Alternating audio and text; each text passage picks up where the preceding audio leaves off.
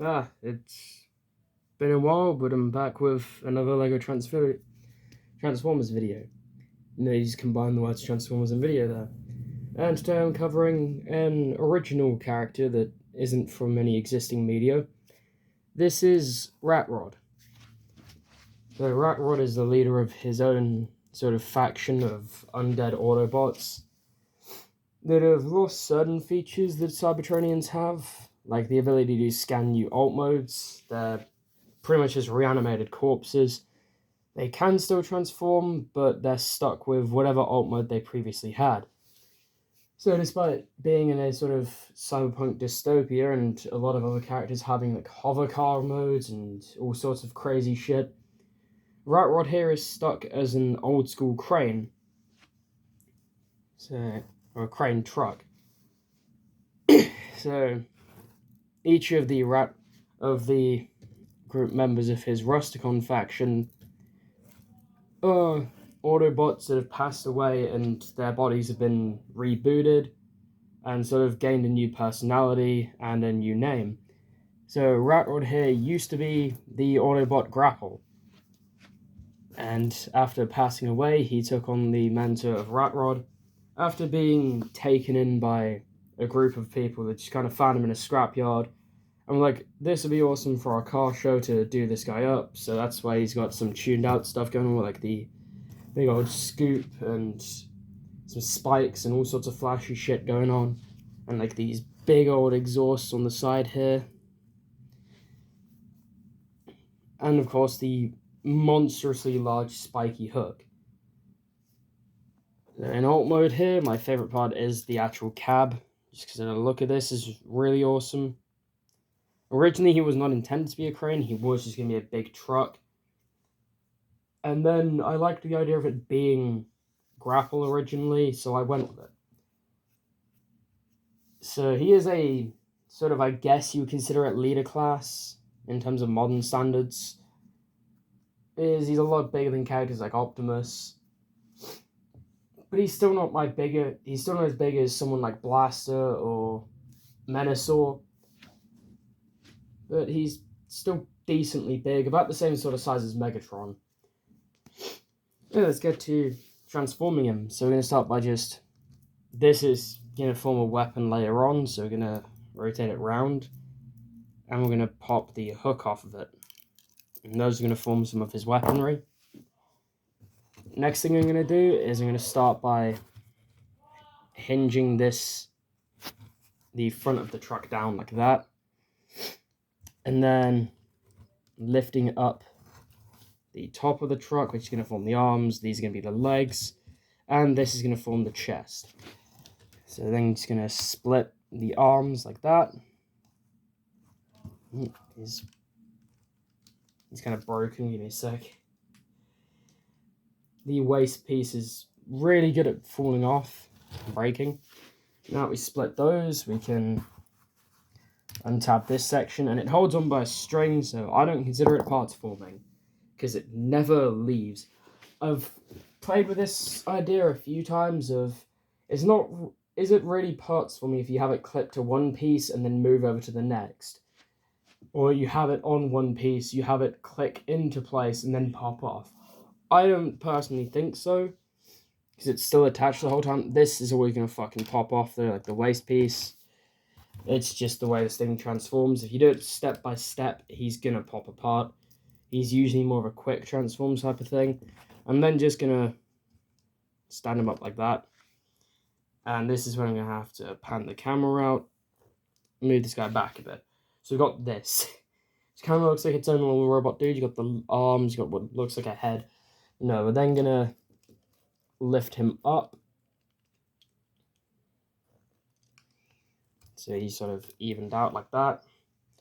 I'm then going to lift these arms up and hinge out these exhausts and rotate this entire upper body around.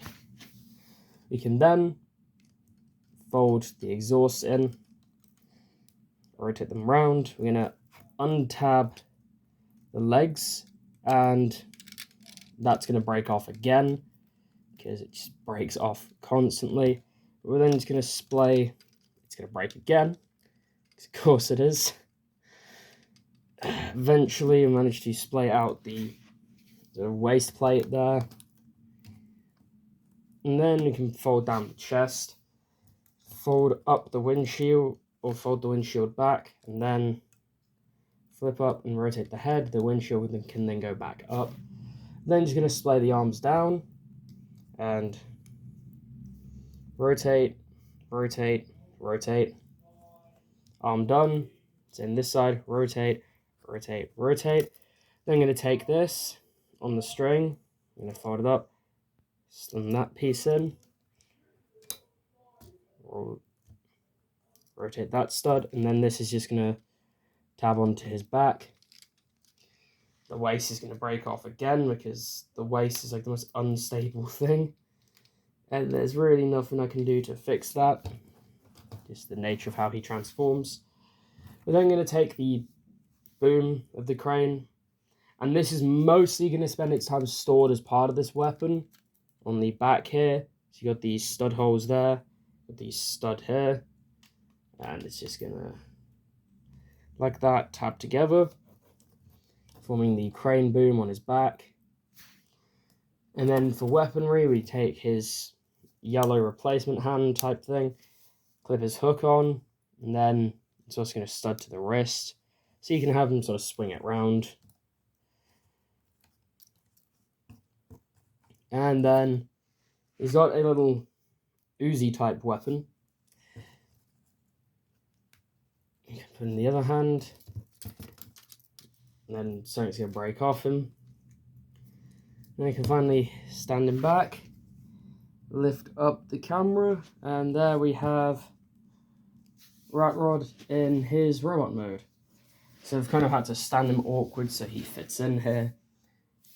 But he's kind of awkward looking in some ways, but I really like him. He's got really long arms, is like the most awkward proportion for him. But I kind of like the long arms, and in a sense, it's technically not. It's where his knee is where his hands land. He's just got decently long thighs going on. Depends what you want to consider the thigh, because I consider this just a transformation joint in there. That piece, but you could consider that his thigh. Isn't the right place for his thigh, but his knee is down here on this ball joint. Getting to articulation, I'm going to pop this off, like this whole lance weapon, just because it is really fucking frustrating to try and show off articulation, but we'll start with the legs. So we got ball joint at the top of the leg. It's also got these really nice printed wooden panels. Ball joint at the knee, which gives a bend and a swivel. He's got a ball jointed waist, so he has an ab crunch and slight rotation, but not a lot due to the smokestacks on his back. His head is a ball joint, so it's fully articulated. His arms have a ball joint at the top, a ball joint here at the shoulder, ball joint at the elbow, ball joint at the wrist. He's just all round very ball jointed. And of course got the Autobot insignia there. But not all members of the faction are Autobots. Of course it is dead Autobots being resurrected, but the personalities happening to change. Sometimes they decide to become Decepticons instead. And decide that, well, this new personality doesn't like the idea of being an Autobot. And one of my only examples that I currently have on display, I did originally have Dreadbot built, but I ended up taking him apart because I wasn't happy with him compared to everything else. He was way too small, because he was like a Volkswagen camper that was literally like the set that was smaller than Bumblebee's alt mode. And it was just kind of like, I didn't like how ridiculous it seemed, so he got scrapped. But a character I do still have on the display is Playback, who is a recent, another original character. A lot of these guys are original characters that sometimes have identities before they died, sometimes don't. But for a size comparison, I guess we'll bring in Oh, we'll show off his weaponry actually first, because I almost forgot about the lance weapon thing, where this can rotate out, and then he has this handle here, and then, taking away his gun, he can hold this,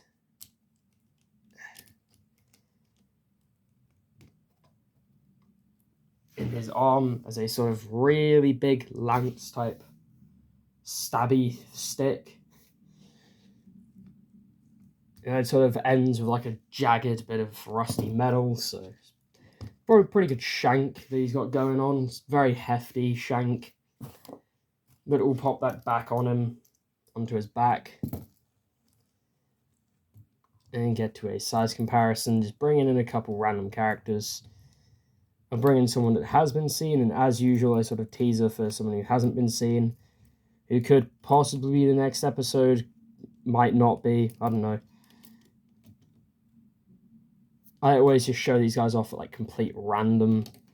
Like when it comes to making a video, there's no scripts or anything. I'll just look at the display, go, like when I'm about to record and go, yeah, I'll do you today.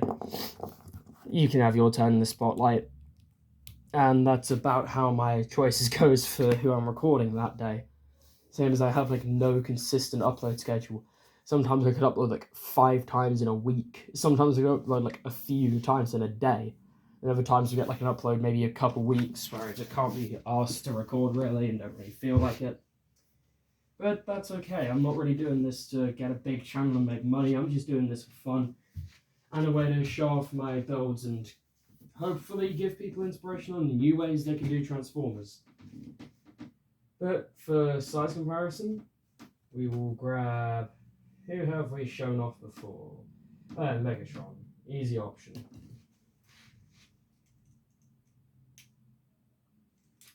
Oh, I've dropped his sword and it is shattered. So he now only has one sword in his arm. Oh, it didn't shatter, his hand just came off. That's what's missing. Let's give him his hand back and his sword back. I recognize these as being like the blades that were on his legs, but I don't know if I actually... His head's just fell off. I don't know if I even showed it off in my video on Megatron, but the blades on the side of his legs do come off, like the wings, and form swords. So it has some sort of weaponry aspect, and they're just holstered on his legs and form the propellers for the vehicle mode. So there's a character we've shown off. We'll get someone a little smaller that we've shown off before for another nice bit of scale. Here is a standard sort of Voyager type character on my display. Here is who does not want to stand up at all. Jesus Christ. I have to readjust them for this display because this is actually on a slope and it isn't a flat surface. Here he is next to Decepticon Blackout. You can see the sort of size there. And a new character, we have Ratrod's right-hand man. Here he is next to a sort of large deluxe, I guess you can consider it. We have Mayhem. I say large deluxe. It's just a lot of the other deluxe size characters I've built are kind of tiny deluxes. He's more of just like a standard deluxe. I have no idea how this would go over if Hasbro has released him as a figure though, because he does have 4 arms. So they'd probably just be like, oh, well, we've had to put slight more effort into it, so it's a Voyager now, because Hasbro. But to make up for that, he is a lot less complex. And he's a little dinky fella. Bringing him out to not spoil him too much.